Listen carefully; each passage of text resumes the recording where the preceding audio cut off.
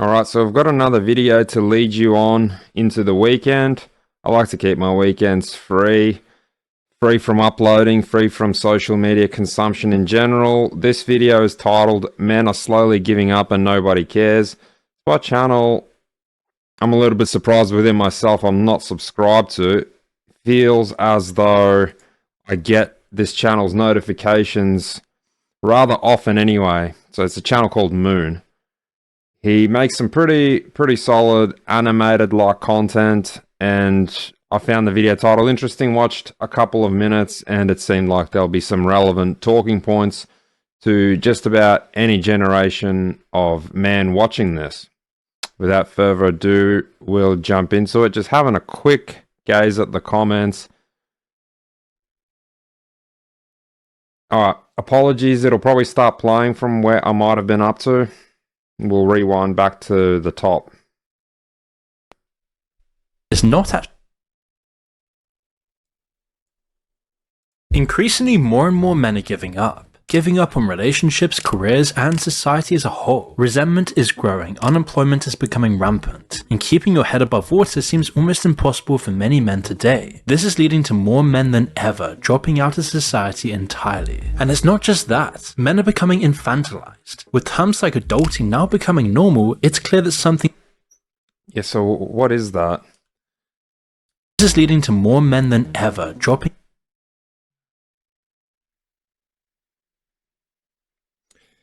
Well, it's also because a lot of companies are outright looking for diversification and diversity hires. As far as I know, even the Army here, the Australian Army, the Australian Defence Force, even they have diversity quotas now. I remember just before I was parting, there was this talk of women being allowed in the infantry in Australia, and the standards of the infantry fitness test being lowered, not being the same for women. So even back then, about a decade plus ago, we were already starting the talks of diversifying roles, looking to hire more people to fill certain set quotas. And in large part, I can't help but feel, or I should say think, rather than feel, we should be thinking, as a lot of men are not necessarily dropping and checking out, but more so not being taken up for certain positions and roles because they're not sought after. They're not going to fill those diversity quotas. They're hiring people at this stage in Western countries that may not be as well educated, as qualified, that they may need to be a certain level of intellect and competence for a particular job. They are simply hired to be there to fill a quota. The amount of times I have been addressed by, and this is in Australia, and by no ways is this a racist slandering comment, but the fact of the matter is, in a customer service role, the amount of times I have had contact with people who are not very proficient at the English language, they're not effective communicators, and then you can't help but wonder, are they the best person for the job? How are they in this position of this role?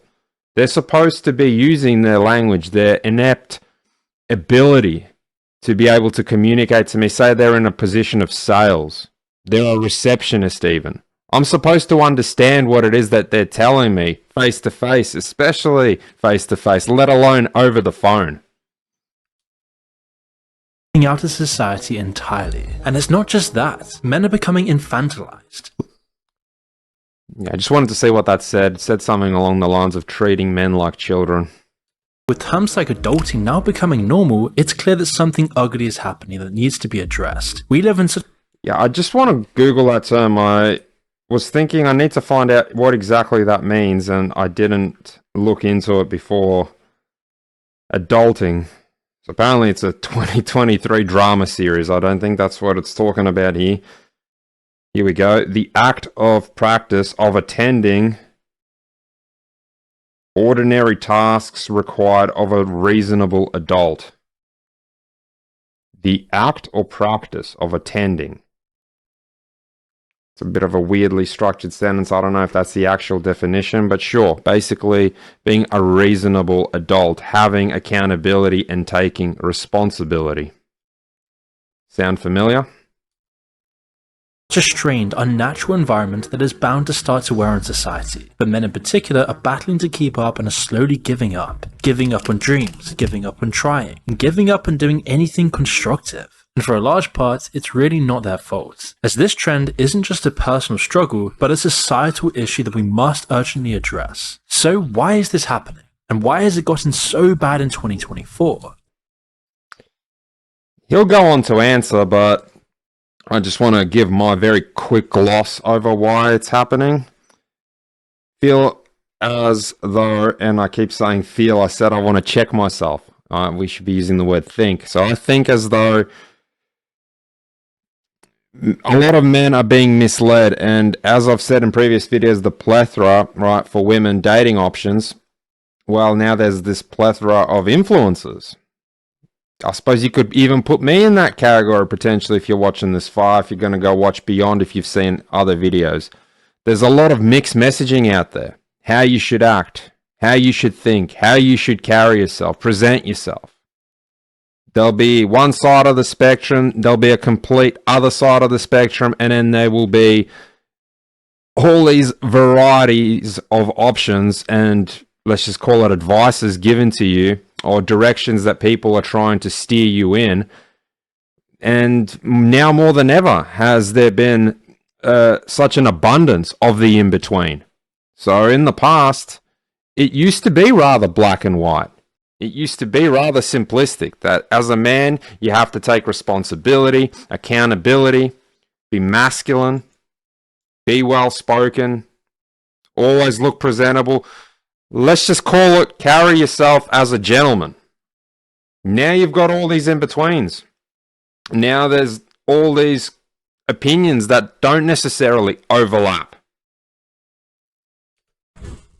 On the surface, it's a long and complicated story. Life has never been simple for any human, and objectively speaking, for men in the West today, it's never been better. We have all the technology we need, food delivered to your door with the tap of a finger, dating readily available to anyone with a simple swipe, any products, items, or experiences that you want. Overabundance, is that what we're getting at? But over time, all of these comforts of life destroys the importance and necessity of struggle, without any value placed on higher goals. Where there just is no reason to care, means there's no reason for people to properly live or have the will to achieve greatness. Which is probably why 40% of young men aged 18 to 45 meet the criteria for depression and 49% of 18 to 20.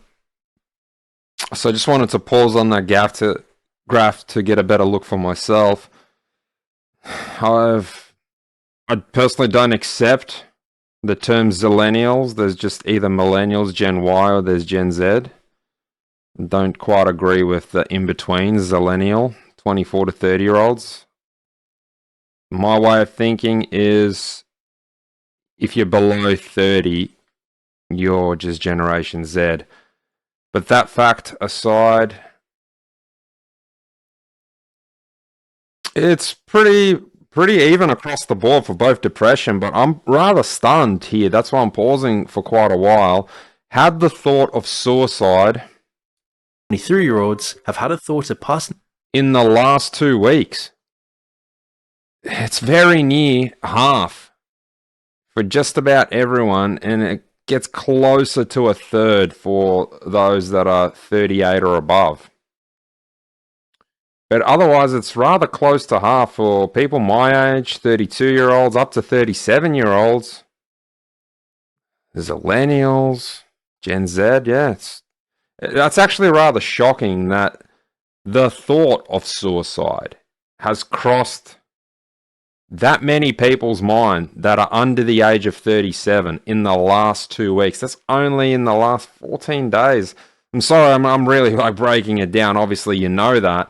But I'm just trying to wrap my head around that, and I encourage you to do that too. Encourage you to even think, have you had some of those negative, shrouding thoughts creep in? And this is the tip of it. This is the most radical thought that you could have. I mean, there's depressive thoughts, as the first graph shows, but the actual thought of suicide creeping in, suicidality, and notions of it is pretty significantly disturbing if this graph is actually accurate. Themselves in the past 2 weeks alone.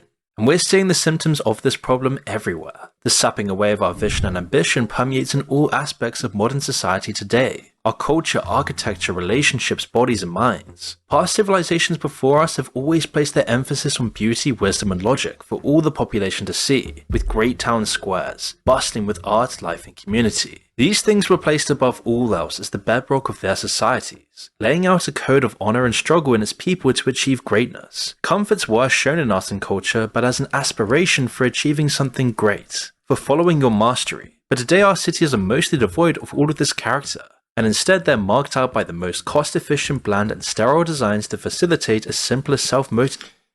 Yeah, I have to agree with that. I've watched Paul Joseph Watson. He's a YouTuber from the UK speak about this and the state of modern architecture, modern art in general, the modern perception of beauty, and how ugliness and outright imagery of disgusting things is now spun and twisted in such a way that we justify it, or I should say, New Age people justify it as beauty is in the eye of the beholder. It's very intrapersonal, and this is beautiful. This is a work of art, when they might quite literally be showing you paint or period blood just splattered on a canvas or a bucket with a shit in it, and they'll say that that's beauty. I just saw a video by Paul Joseph Watson that was uploaded a couple of days ago about how some block of flats, so like a block of units, was constructed and won some architectural award, when, as Paul Joseph Watson described it, as this has this aura, it radiates this feeling that it looks like a youth detention center. And there was a time when that's how detention centers and prisons, they were constructed with that in mind. That the cells in prisons and jails are plain. Cells and police stations during lockup, they're plain. There's no beauty about them. There's just this neutral, sinking feeling, and it's intentional. And the same with modern architecture. It's intentionally done so to sap your life, your vitality, and your aura away from you. Purpose. It's why people flock all over the world to a handful of remaining cities that retain their centuries-old charm to feel and experience the character of bygone societies that were motivated by higher ideals.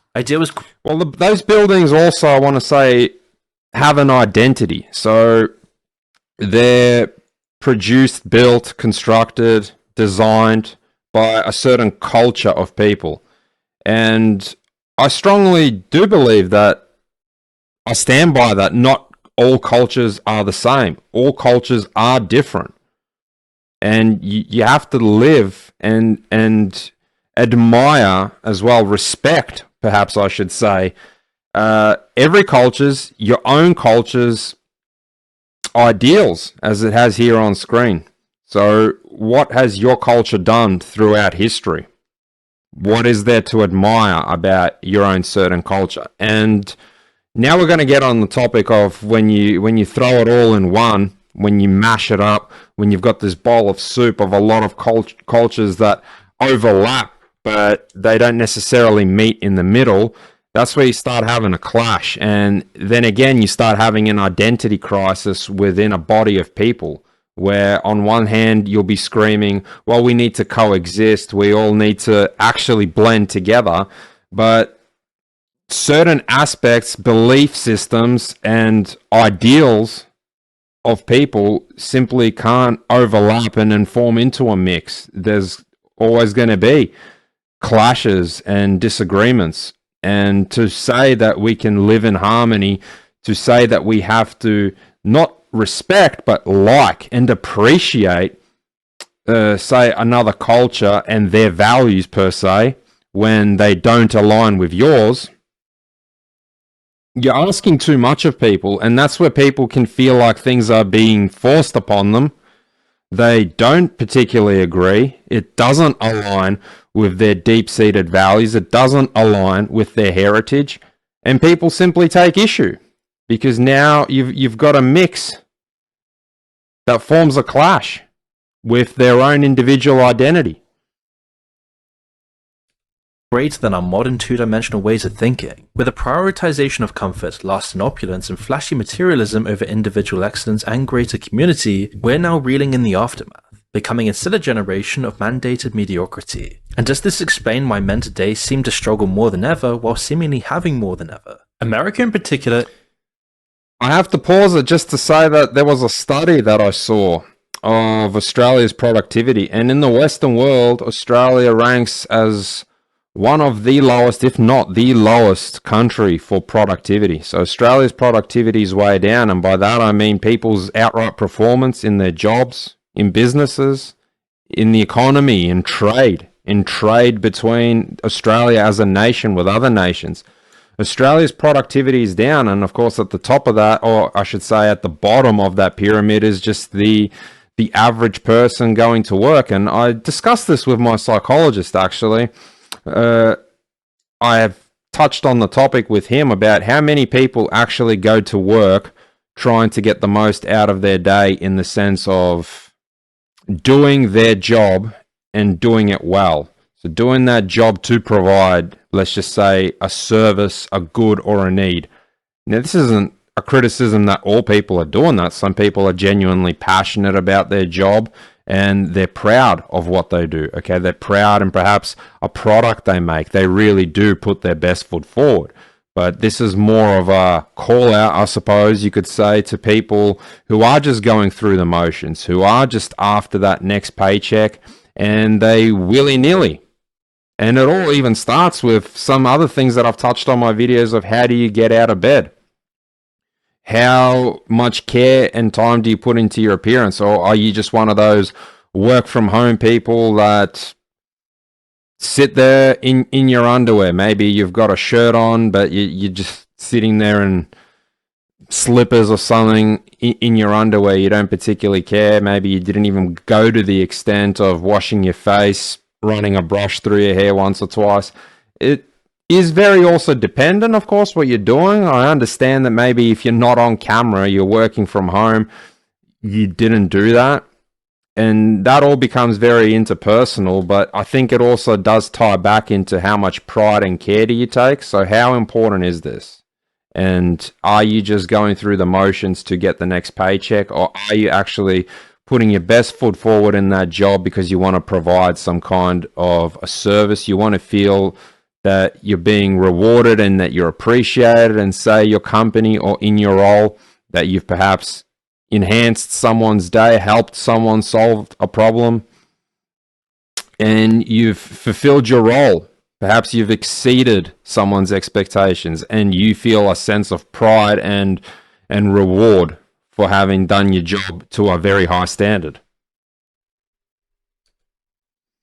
Is not actually in a recession. In fact, on paper, the economy looks like the best it's been in a while. Unemployment has dropped, GDP is up, but what the people are actually experiencing is a completely different story. We can see this in a study by the University of Michigan on consumer sentiment, which gathers data based on how consumers feel about the current state of finances. In 2022, it dropped to an all-time low. Prices of our average daily needs like gas and food have increased in unbearable percentages. In contrast, salary increases do not match, putting a high strain on budgets. Inflation is showing no signs of slowing down as Americans pay over $1,000 a month more on the same essentials we were buying 3 years ago. Nothing's changed but price. The latest consumer price index for March showing basic... Yeah, so my father taught me that the biggest sign of inflation is when you go and buy a box of matches or a bottle of milk. So you go and compare prices of matches, see how much matches have gone up by and see how much a bottle of milk has gone up by. But without going on into this topic, this is all true.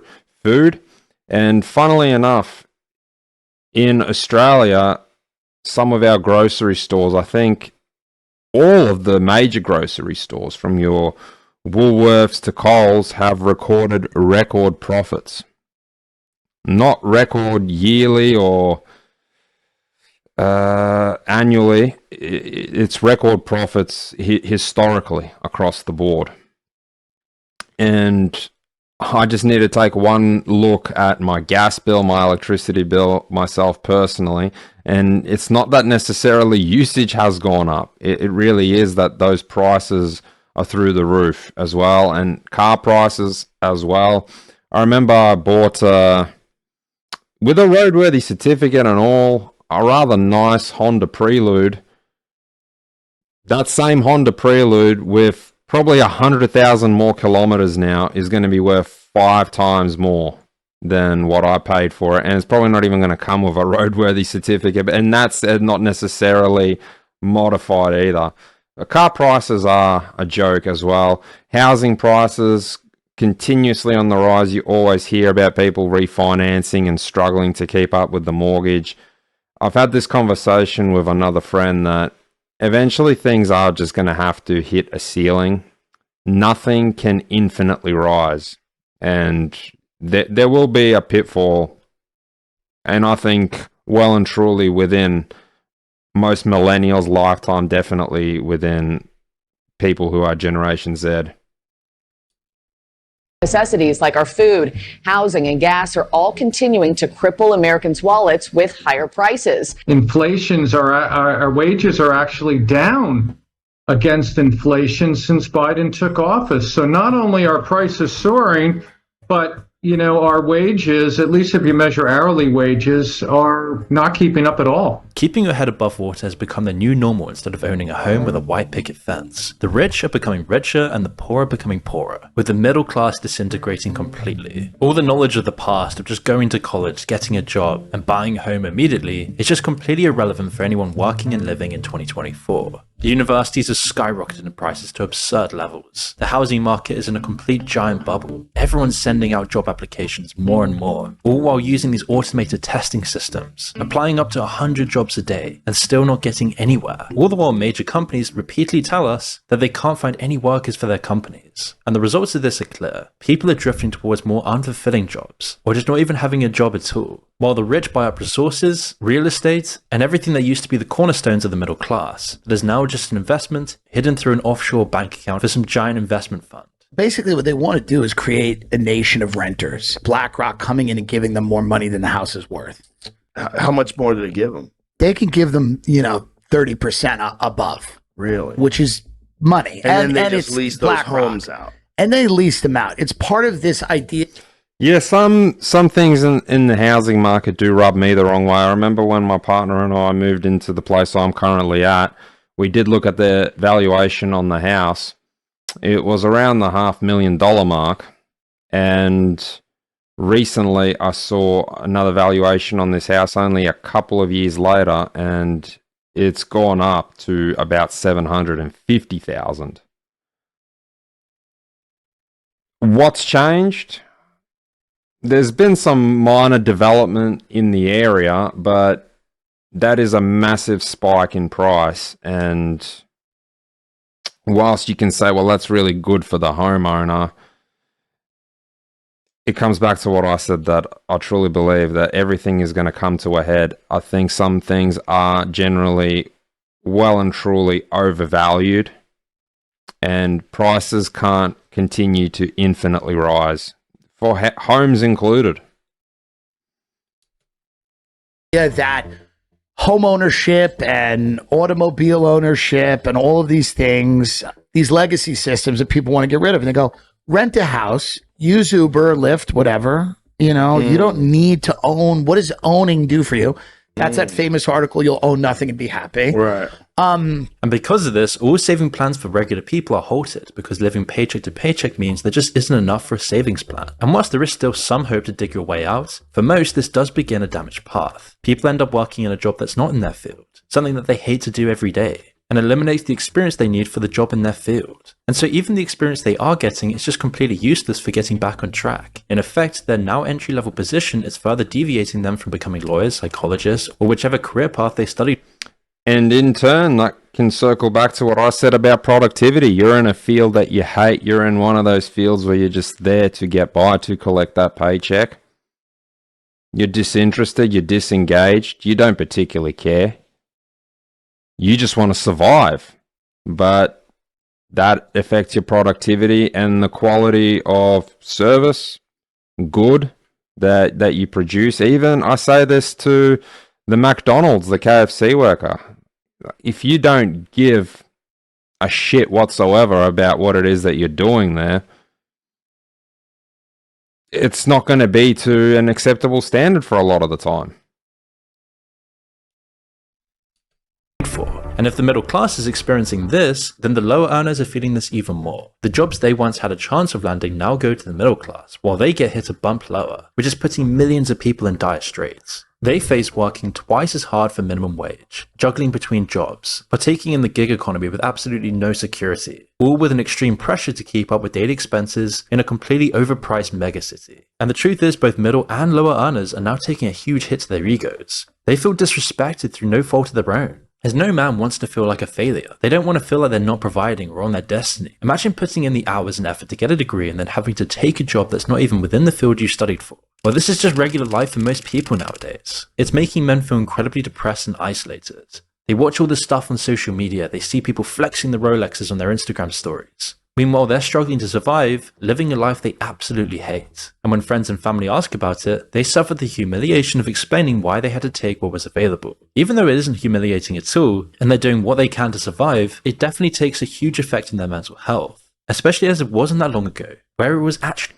Yeah, of course. So, again, that particular field that, say, you're passionate in, that you perhaps studied for, they've diversified, as they would put it. They're no longer after you necessarily. That might not be the case, but that's a possibility that that could be the case for you. That degree that you have a mounting debt for doesn't particularly get you anything.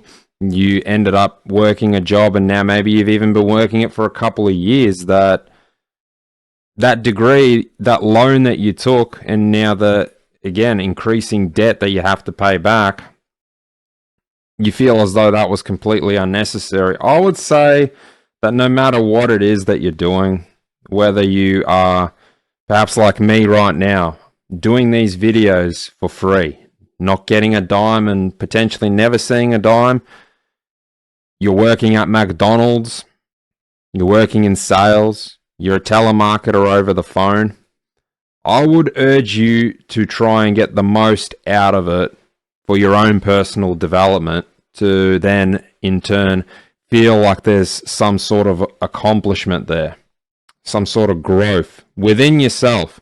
So go there and don't make that McDonald's burger. Don't fill that drive-through order so much so that you're proud of what it is that your actual occupation is, but be proud that you are doing the best job possible. So you're doing your best in that role, in whatever role it is that you have. If you're that pesky telemarketer, and I say pesky because unfortunately most people find them pesky, but if that's your role, if that's your job, if that's what you're doing to survive, ask yourself, am I putting my best foot forward within this role? Am I doing the best that I can possibly be? Because I find that when you get stuck through doing the same motions time and time again, you're not necessarily investing your best personal self in that role. You're not going to get a very good outcome for starters with whatever that job is. So then you in turn won't be appreciated because people don't think that you're doing a good job. And when you're not doing a good job, you're not going to be appreciated, and everything just boils down to that root cause then, that it's unfulfilling. It's undesirable. You don't feel respected, but the question you got to ask yourself is, well, how much am I respecting myself? How much am I respecting the people who I'm, say, providing a service for? Give respect, get respect. Comes part and parcel, especially in a service-driven role. Normal to enter the workforce with a mentor who would show you the ropes and encourage you and push you to learn more. Starting at the bottom didn't seem so bad because there was an opportunity to grow and reap more rewards, but this imperative step is slowly slipping away. Companies of prestige have forgotten the generation with no experience, and for many companies, this is what they want. This is actually the ideal scenario. Yeah, I agree with that. Even around 10 years ago when I went to look for my first security job, And there's a lot of misinformation. And even those people who are, say, careers guidance workers, because when I discharged from the Defence Force, I had one of those who were supposed to guide me in my next career of life outside. And I got recommended by these career advisors, security. And in that package, in those sessions, appointments of discussing my future, they'd show me, oh, look, security. There's a high amount of jobs. It's a very sought after field. You've got the experience. You've got the physicality. You'd be good at this job, and look at what the base pay is. Then you eventually entirely break away from that system. You leave those careers counselors that the Defence Force provided. You leave the whole organisation as a whole. You got to be on your own 2 feet. And then you see that it's nothing it was pent up to be. That minimum alleged wage that you got told that you'd be getting, how it would potentially be double the money working at night, and then double and a half perhaps working from a Saturday night to a Sunday morning. And it's not the case at all. You rock up to a security company, and not only are you not being paid minimum wage with the double amount, time and a half, etc. on Fridays and Saturday nights, you're even being paid significantly lower than advertised minimum wage. And you're in no position to debate it. Sure, maybe you can bring up some kind of legal jargon, say that this is below the legal minimum wage, but for the most part, you don't particularly know, and for the most part, you don't particularly have a choice. So there was this expectation, perhaps, that you were led to believe something that wasn't true in the end. Now you're in this role, doing it to survive. It's not all it was talked up to be. And you're not even getting that job security that perhaps you were advertised and told about as well. You're not even meeting that minimum threshold that you were expecting to get. Say you expected $30 an hour and you were going to work 8-hour shifts. I had that happen to me. I rock up and it wasn't a $30 an hour job like I thought that was the minimum. So surely there's potential that I might even start off on something like 32, 35. That's not unreasonable. Wrong. Wasn't the case at all. Guess what? It was about $8-9 less than that $30 minimum. And shifts weren't 7 or 8 hours. Starting off, they were about 4 hours. So what you'd potentially get done in a weekend, you were only, pardon me, what I'm trying to say is you'd work a weekend, so 2 4-hour shifts, or maybe 3 4-hour shifts, you'd work 12 hours, when in reality, you had this expectation that you were going to work 24 hours over the course of a weekend, because you were going to do 3 8-hour shifts. And then all your budgeting, all your foresight thinking, okay, this is potentially the amount of money I'm going to have. This is how much savings I'll have. Da-da-da-da-da. You plan it out. You start to plan your life out moving forward. Well, it's not nothing that it was cracked up to be. And sometimes you're not even in a position to be able to double up to take another role in that same job. Say it is a security guard. Well, I'm being offered a 4-hour shift, but even then, that's my night. I can't just do this 4-hour shift, say starting at 10 p.m. and then I finish when the club closes around 2 a.m. Maybe it's a 5-hour shift till 3 a.m. But I can't now go and take another shift, so I can only do that one particular job. You can understand that it can be quite tough. It can be quite tough to even know where to turn to next. So to summarize everything now that I've been saying ever since I paused the video, I don't think there's anything inherently wrong as well, say you got out of high school, to take some time and really think about what it is that you want to pursue, what you're interested in, what's going to drive you forward. And it can be quite hard to answer that question, especially out of high school when you're 18, 19 as a young man. Sometimes it only comes to you through experience, through life experience, through maybe even life experience that you didn't think that you'll experience, that you'll acquire. You become interested in a certain field, in a certain topic that your life and your circumstances led you to. I never thought I'd be interested in biomedicine, pharmacology, or mental health. Never had that on my mind throughout my time in the Defense Force, for example.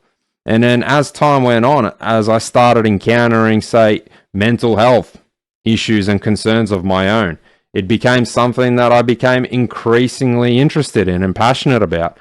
So if you take pause, if you have to take pause to really assess what it is that you believe is going to drive you forward, the main thing to have a healthy mind and a healthy life overall isn't wearing that Rolex. It's finding something that is going to allow you to be your genuine, authentic, passionate, and driven self. So having a goal, simply put. Setting yourself a goal and then pursuing it. It doesn't have to be right out of the gates a long-term, decade-long, 10-year goal. You can start with goal building, just like building muscle. Practice makes perfect. It takes time, okay, to organize your diet, to figure out your macronutrients for the week.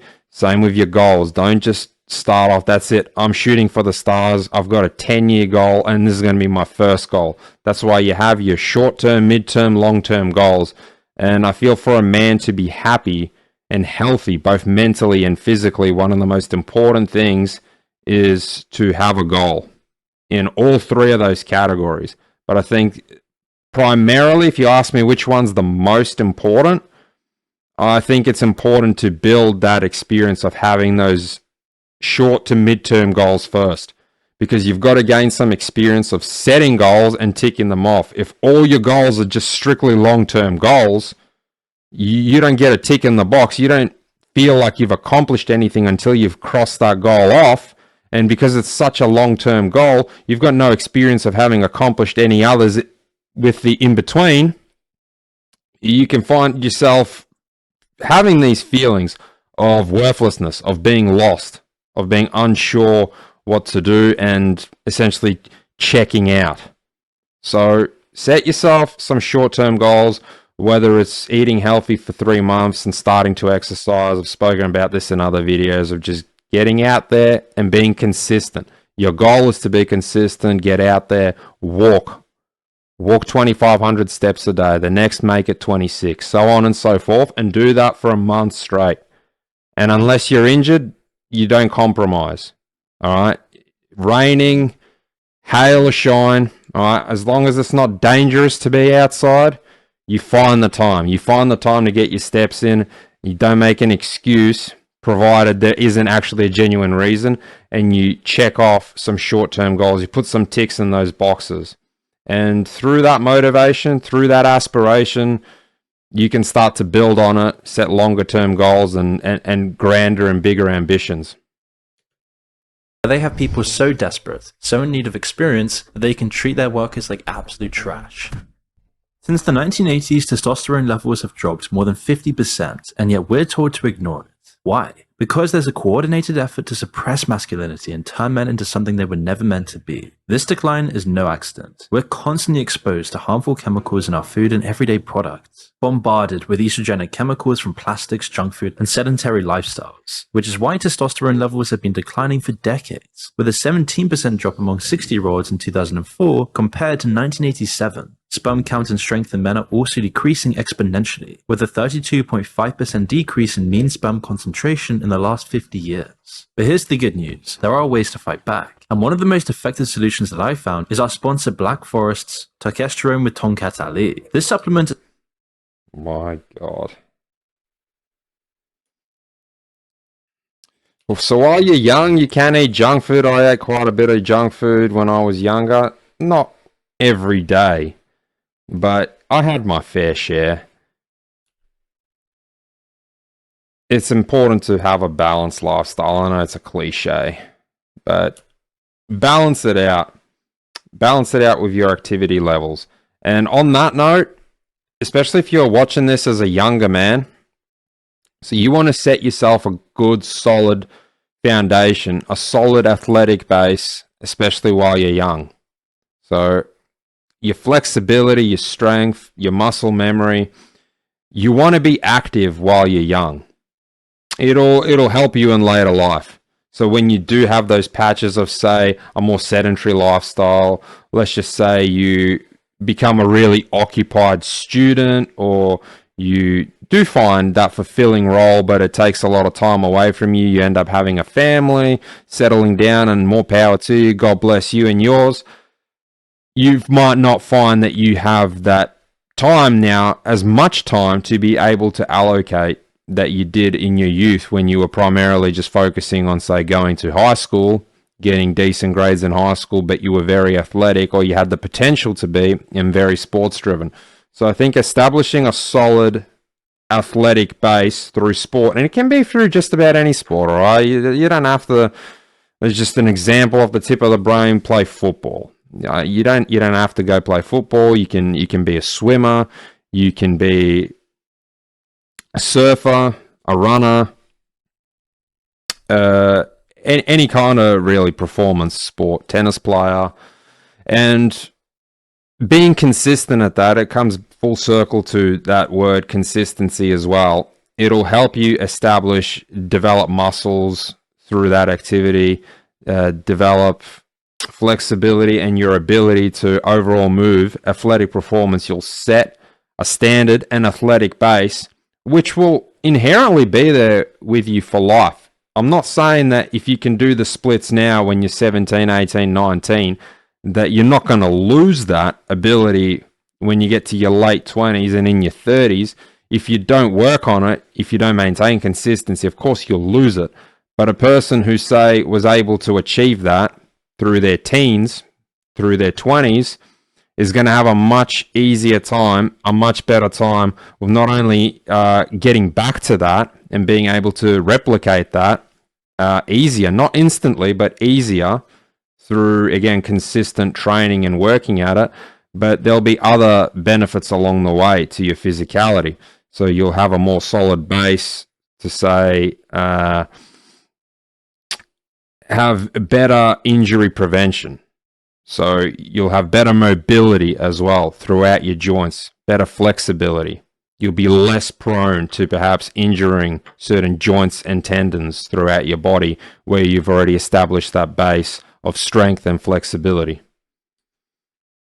Transport costs to their job, depending on the amount, could take a huge chunk of their salary, so that at the end of the day, they can only pay for rent or food and not both. A government grant could replace their salaries, and they earn more or less the same amount. What's also helping to pay the bills is, as I said, the U.S. government, in particular, our disability programs for people who are unable to work.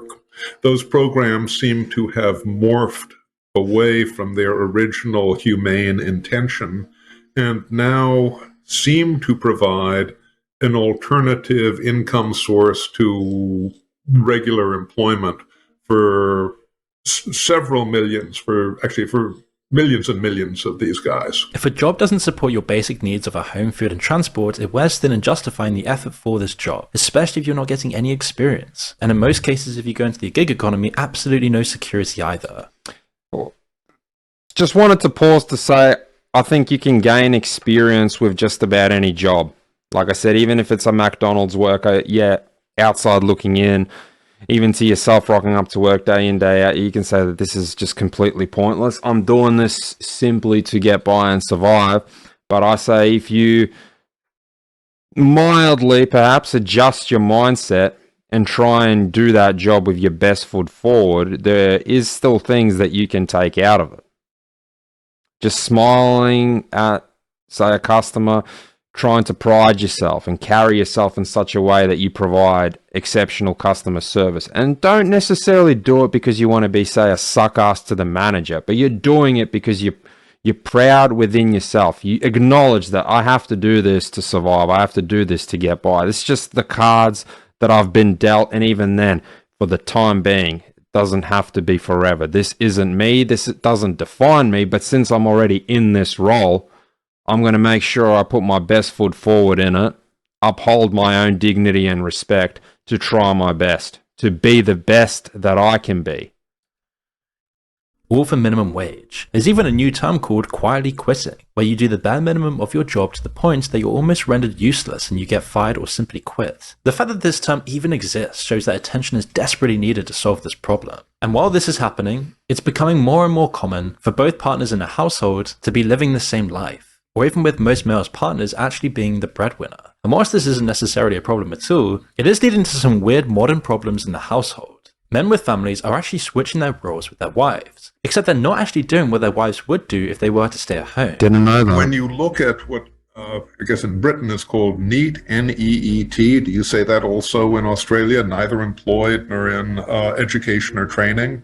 When you look at that huge group of well over 6 million prime age men, the story they're telling about their lives is really pretty devastating. It's pretty distressing. They basically don't do civil society. There's almost no worship, almost no volunteering, almost no charitable work. They've got a lot of time on their hands, but they report doing strangely little help around the home or help with other people at home. Because of the situation, some men may feel... Yeah, well, on that note, if you are living with your parents, as, say, an adult man, we'll just take someone who's finished high school. Like I said with my previous point, it's okay to take some time for yourself, to embark on a path of discovery, to really assess. I think it's far-fetched to have this expectation, especially when parents have it and pressure their children to go to college, to university, to just commit to a financial burden, a debt, and pursue something that they're not quite fully confident that that's what they're after. So, pardon me, on the topic, or say the context of a man, is say in his mid-20s, about 24, 5, 6, let alone late 20s, living at home with his parents, I'm not entirely against it. It depends on your relationship with your family. But as this guy was just saying, you don't even help around the home. So if you're an adult, man or woman, and you live at home, and we'll just say you're selfishly only focusing on yourself, and whether that's pursuing excellence in something or whether that's sitting there with a bag of Lays watching YouTube shorts, if you're not actively participating in that home to give something back, to make people's lives in that home easier, who say are paying the bills or putting the food on the table or preparing the food to put on the table, keeping the lights on, keeping the internet connection going, if you aren't contributing to that at all, period, you are a straight up resource hog. And it doesn't particularly matter that, it shouldn't matter that I'm a member of that family. I'm her son, I'm his son. You should still, if anything, the primary people that you should be helping throughout your life is your closest, the people closest to you, your family, members of your family. So especially if you're going to live under that roof, I do believe that you should be giving something back. You should be trying to at least do your part in, say, sustaining that lifestyle. So helping where you can. If you can't help financially, then you are helping with those manual tasks, say, around the house. At the very, very least, you are at least taking care of your own personal belongings, your own personal space within that house. And that's also important as well, to build up that confidence, to build up that accountability. Okay, so you're accountable for yourself, you're responsible for yourself, and you're not making anyone else dance around you. Even though that your mom, you might have a mother that will inherently think that, okay, that's her nature, that's the kind of behavior that she expresses towards you, where it's normal, it's seen as normal that she does your laundry, she makes your bed, she cooks all the meals throughout the house. But if you live under that same roof and you can see that that's the kind of behavior she possesses, you should then look to take accountability where you can. Okay, look at ways of where there's things that you could do to enrich her life, to make her life better, or at the very least to make her life easier and not make her situation more difficult. And that all then, as I've been saying, ties in. It ties in with your purpose. Because even Arnold Schwarzenegger has said this in one of his 6 rules for life. And I agreed with the 6th rule of where he said you need to be able to give something back. So you need to feel as though what you're doing is worthwhile, or at the very least, it's in pursuit of being able to give something back. And all that then ties in with service, goods, needs. You're filling some kind of void for someone else. You're providing for someone else. You're doing something. You're doing something, I should say, that someone else can use to someone's benefit, not to their detriment. Sense of worthlessness and resentment. Some men might take an hour to clean up the house and fetch the kids, but the rest of the day they sleep or play games. In some cases, the wives work and then come home to finish the chores their husbands were meant to do but didn't. Yeah, so well, that's what I've been saying. That's where it's the problem. So she's finishing the chores that you should have completed. It's one thing if you did tick all those boxes and then you go start playing games, but if there's things that really should have been bases that you ought to have covered, and your partner it'd be the same if the roles were reversed. If you're the sole income earner as a man and your wife, your partner is the trad wife, the housewife, yeah, you shouldn't come home from whatever it is that your job was, even if you were, say, the breadwinner, but you will work from home. Okay, so then there's got to be this effective communication and a reasonable expectation of establishing whose roles are what within, say, a household to keep it functioning. Whilst this might cause huge marriage problems, it still feels better off to the husbands. If asked what they do for a living, saying they're on a break or working on a project beats the humiliation of saying they work in McDonald's with a useless degree on their back. Men without families have nothing to lose, so they stop working because no woman would even want them anyway. They can't afford to date, they can't afford a family, and since their own families are supportive, it somehow justifies them giving up and staying at home, rather than facing these societal problems head on, with prices rising, getting hired becoming harder and harder. Again, I don't have anything against men that have to live at home, or we won't even use the term have to. Okay, they have the luxury to live at home. Their family is understanding, etc. But the issue where it becomes an issue is when, as Moon has said it here, you've given up.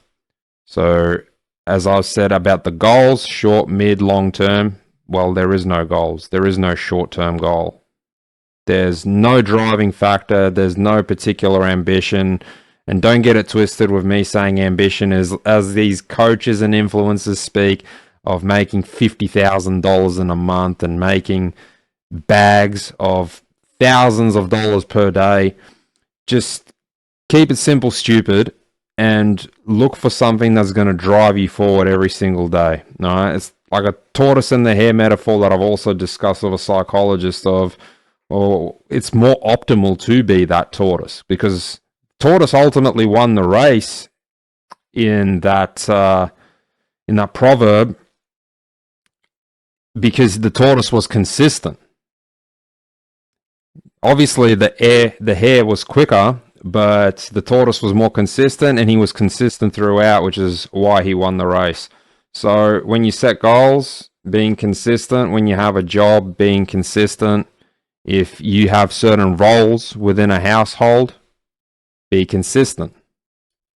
By the day, and inequality becoming rampant within society, most men are just deciding to give up, because instead of facing the hardships of having a job, it just seems so much easier to escape, whether it be terminally being online, playing video games all day, or hiding behind doing chores at home to show they still have a purpose and are doing their best. The point being that for many men in 2024, if they're gonna be disrespected and feel worthless, they may as well choose the easy way out than a battle. If respect had a currency on how it would affect your life directly, you would see a different picture. A man with a job with high pressure, long hours, and doing something that makes him feel degraded would be worth say $100, but staying at home, playing games, and escaping, all while being with the people he loves, is probably worth $200 because of how it affects him. This explains why more and more men are deciding to drop out of society rather than face it head on, as it just seems to be the easier path. If it's a choice between two paths, one that offers little satisfaction while the other provides comfort, it's easy to see why men are going this route. But the thing is, this is a terrible mistake. Yeah, comfort is where dreams go to die.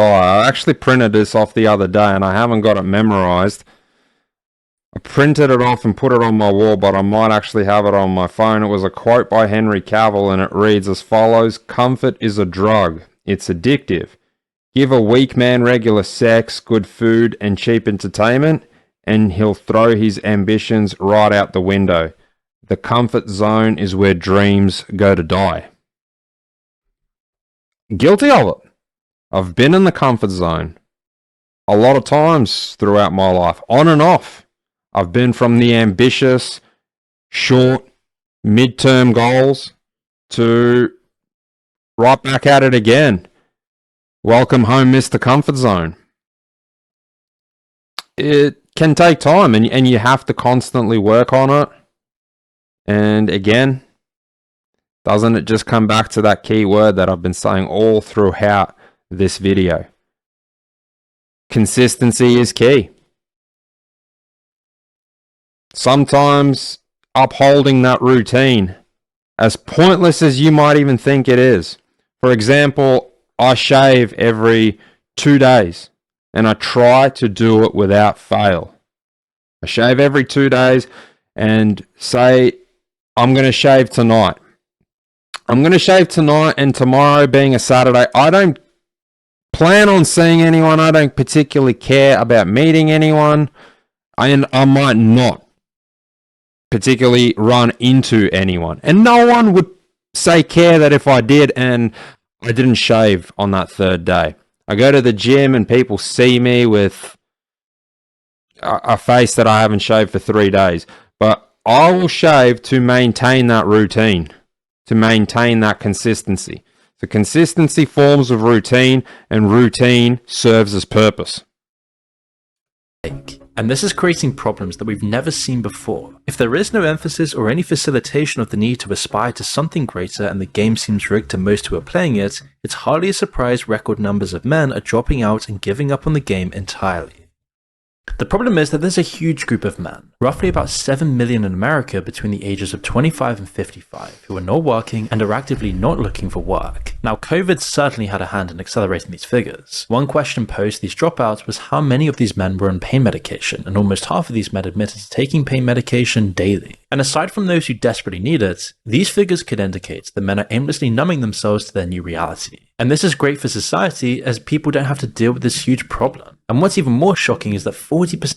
I'm just not fully understanding how men are so rampantly getting their hands on prescription drugs. This is coming from a guy who has chronic pain, chronic injuries, and I've discussed this in another video if you might have caught a glimpse of that or watched that particular part, where I've talked about mental health issues and my issues falling asleep. Now, you could say I am prescribed addictive medication. And I know just how difficult, at least here in Australia, how difficult it is to get that prescription medication. You could have been on it long term. It just doesn't work that way, that you can build an ample, sizable collection, I should say, of prescription medication. So I'm wondering how different are things over in the United States, where there's this rampant prescription medication, probably, I will assume, like oxycodone use. How is it that men can get their hands on that so consistently to be able to get hooked on it in the first place? That's a question I don't quite have an answer for, because I know just how hard it is in Australia to get your hands on those sort of drugs, unless you say otherwise, unless you actually disagree with me and you've got experience of getting your hands on addictive medicines. of these men do have some kind of degree. What sort of men are in this group? Demographically, education, family structure, ethnicity. Who makes up this group? Surprisingly large, we say, representation of guys with college or even college degrees. 40% of this group has at least some college, and as I recall, about a fifth or a sixth are college grads. The decision to be in this state is closely related to changing times. We've already discussed the effects of brain rot in another upload, which disabled problem solving in Generation Z and has already presented problems in finding jobs. They are quick to quit at the first difficult task and move on to find something else, but what happens when options run dry and they find themselves? Yeah, so this will just really concluding points will tie in with my problem with social media of getting that hit, that quick form of entertainment. I remember in childhood for me, it started off with Vines, something I was never interested in, something I never partook in or even consumed. But those short videos, so TikTok, Snapchat to a degree, but now there's influencers on there as well. Snapchat, where it was different when I first started using it, was it'd be a one-time thing. At the very dawn of Snapchat, you couldn't even replay Snapchats, and you couldn't even send chats. It was strictly photos. They had to have a limit. They couldn't be time limitless, so it was 10 seconds, and that was it. So even that was a different kind of, and that was more for communication because there weren't profiles even in Snapchat's infancy. So there wasn't profiles or people that you could subscribe to. So getting back on track to this concluding point, yeah, the rampant rise of brain rot is that scrolling generation, that scrolling like behavior, which is prevalent in TikTok, Instagram, YouTube Shorts, where you just keep scrolling to the next thing. And those things do have sophisticated algorithms that I, again, have spoken to mental health professionals who have acknowledged that they actually use researchers, mental health professionals, such as the person in question, the person I'm talking about, to form those algorithms, to trigger certain receptors in the brain, to get a person hooked, to take note of a short that, say, a person watched in its entirety. That's why YouTube creators, content creators, video creators will, like G-Man, for example, will say, what helps me out is when you watch my videos through to the end. That does trigger aspects in an algorithm that not only shows that the video was worth watching to others, but the fact that it's managed to retain a viewer's attention throughout, those same type of style of videos, closely linked to, say, that genre, will be the next in queue. The next time, say, you turn on your phone or open your YouTube app, they're going to target you specifically in your recommended list of something to watch. And again, it goes the same way for Instagram, and I'm sure it would be very similar with TikTok, though I can't say that with utmost confidence, having never had it. Simply stuck in limbo. Giving up seems to be the next step, and accepting that is easy when they're discouraged by the situation. Working off of surveys, the data compiled indicates that these men are not only not working, but they're cutting themselves off from their communities, or there's no incentivization for them to even have any community in the first place. They're hiding out because going out would mean meeting new people who might oppose their lifestyles. It makes it uncomfortable. Why leave when you can just aimlessly watch brain rot content and numb yourself with weed or pain medication and stay inside?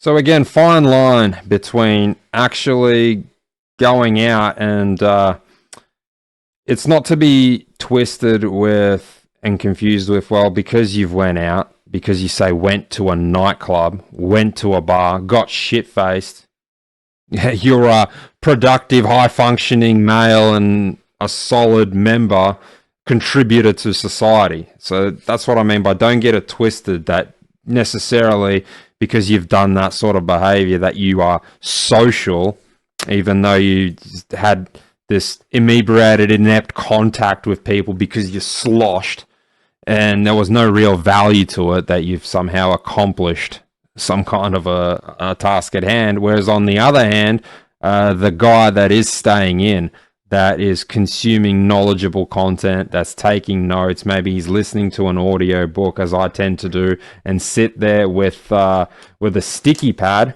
So here I've just got some sticky pad notes, but I sit there with a sticky pad and a pen. Pretty much always got a pen on hand. And on that note, I strongly advise for men to buy a good pen. Buy a pen that you like.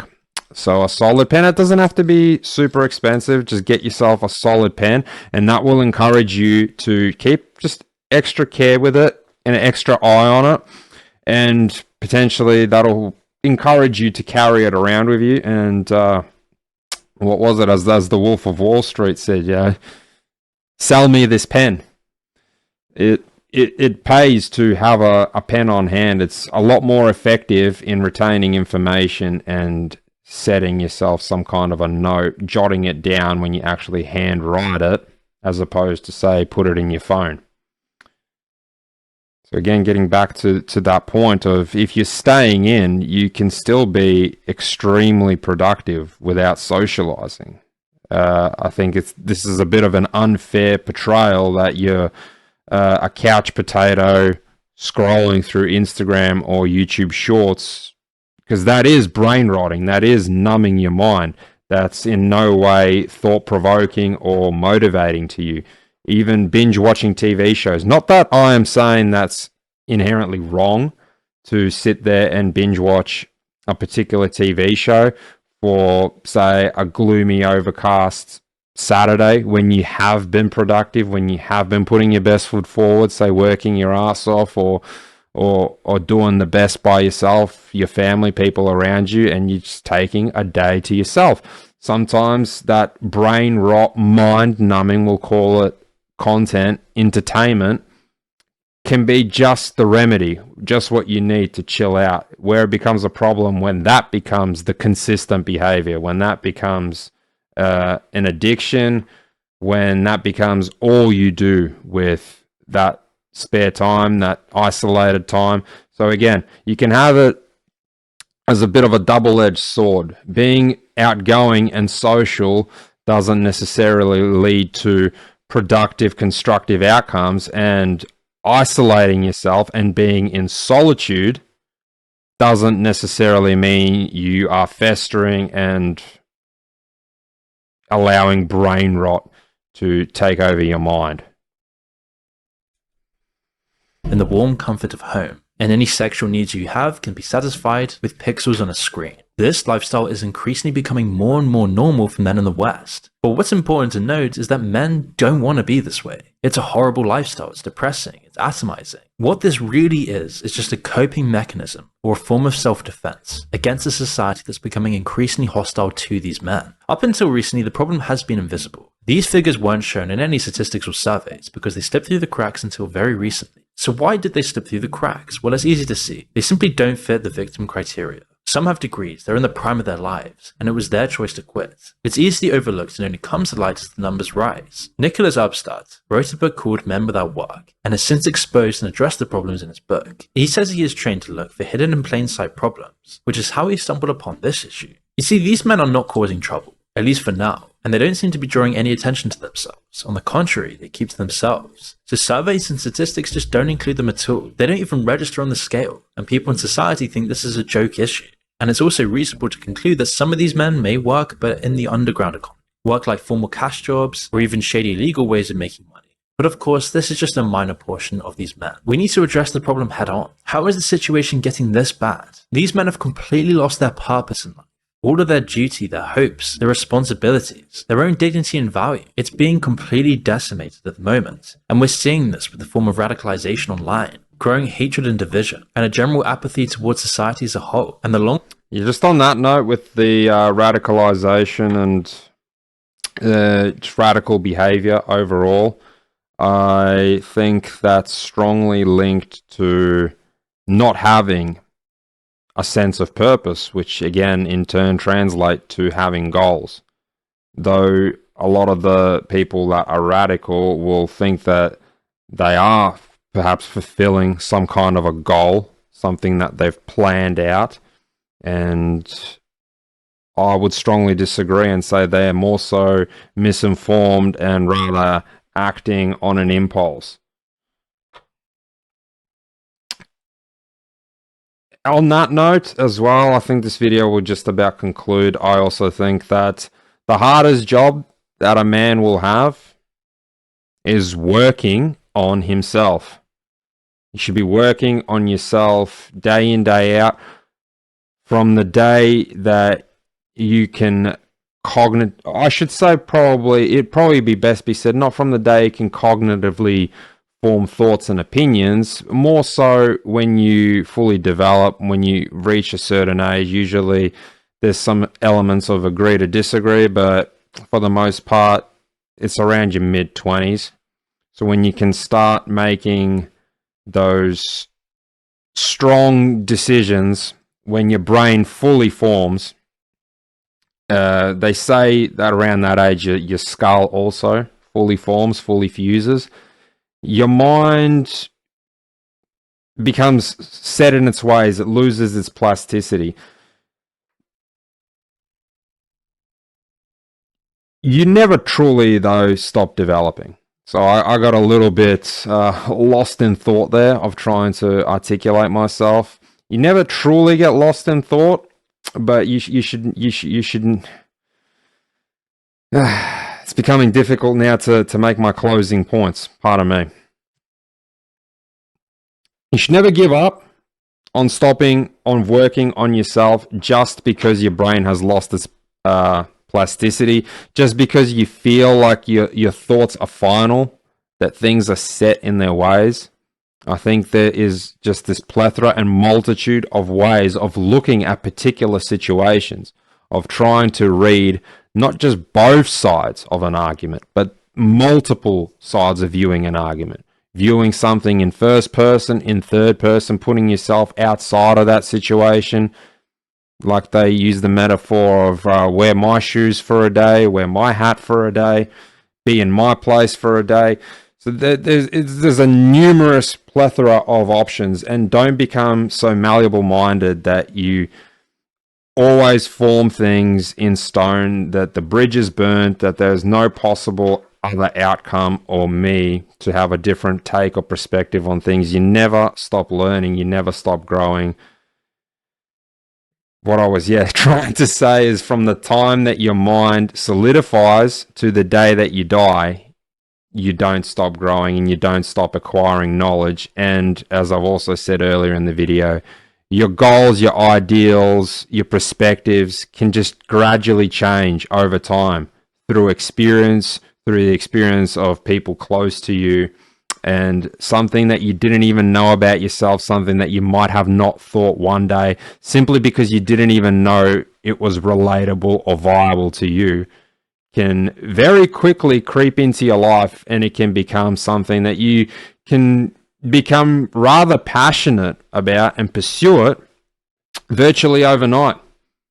So on that note, this was a long one. This was maybe a bit of a thought-provoking one. A one-take kind of spiel, we'll call it, by yours truly. I hope everyone has a safe and wonderful weekend ahead. Get out, get some air, go for a walk. I will always strongly encourage that. Spend time with your loved ones or people closest to you. God bless. See you in the next video.